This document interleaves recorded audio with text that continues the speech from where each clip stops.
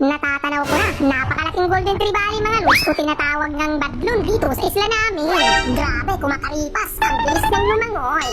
Kaya naman, kailangan ko rin bilisan para naman maabutan ko rin siya. Eto na, malapit na mga lods, tititikan ko na. Agay, tusok.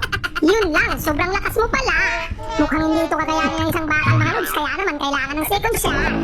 Grabe, nagpupumiglas talaga kaya hindi ko may ahon sa itaas. Tapos sobrang likot, ayun, sablay pa nga ang titik ng aking kasama. Talagang napakahirap mga lods pag ganito na kalalaking isda. Agay, tusok. Ano, edi wala ka ng kawala ngayon. Grabe, jackpot agad ang ating binamano ngayong gabi mga lods. Eto pa, tinatangay ng malakas na current mga lods ang isdang kambing. Ano, hindi ka na makauwi sa iyong bahay. Agay, tusok. Ang goldfish na napakasarap kasi naman kulay pink.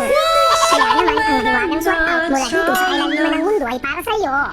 Idol Marginal Gorgonio from Alicia Isabela. Ito na naman mga lods, ang mga nagagandahang corals. Alam nyo ba, talaga namang nakakakaba pag ito ang ating nakikita. Kasi naman panigurado, may nagtatago dito na maganda. Ayan na nga, tama ako diba? Agay, tusok. Ang malaking surahan mga lods na champion lang naman sa inihaw.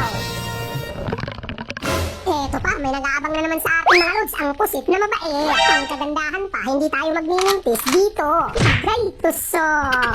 Grabe mga lods, malaki pala itong pangkalamares. O diba, nakikita nyo naman, gold ang kanyang kulay. Kaya naman, ang sarap nito, tunay na walang kapantay. Eto pa, ang napakalaking lantuhan, namamasyal lang naman sa kailaliman ng mundo mga lods. Grabe, titikan ko na agad, baka makapuslit pa. Agay, tusok. Ano, edi makakahigop ako ngayon ng nangingisay na sabaw ng lantuhan. Kaya naman, ang mahiwagang swat out mula dito sa kailaliman ng mundo ay para sa'yo. Idol Renz Delizo from Urdaneta City, Pangasinan. Eto pa, ang sunod ko ang nalubugan mga lods, dalawa sila. Goldfish ang isa na tinatawag naman timbungan dito sa isla namin. O diba, nakikita nyo naman mga lods, kasama niya lang naman ang kanyang best friend na danggit. Saktong-sakto na ang lakad mo, kaya naman ulam ka na ngayon. Agay, tusok. Napakaganda talaga ng spot na ating nalubugan ngayong gabi mga lods. Thank you Lord.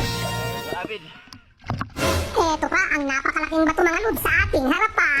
Tapos may namamasyal pa palang napakalapad na bayang dito. Grabe, paliktik pa lang nito, panigurado, mauumay ka na sa taba. Agay, tusok. O diba, nakikita niyo naman mga lods, mas malapad pa nga ito sa pinakamalaking pati ng hamburger sa buong mundo. Eto pa, namataan ko nga ang barakuda na nakatigil lang sa kalaliman ng mundo mga lods. Ano, wala ka bang balak lumangoy at mamasyal?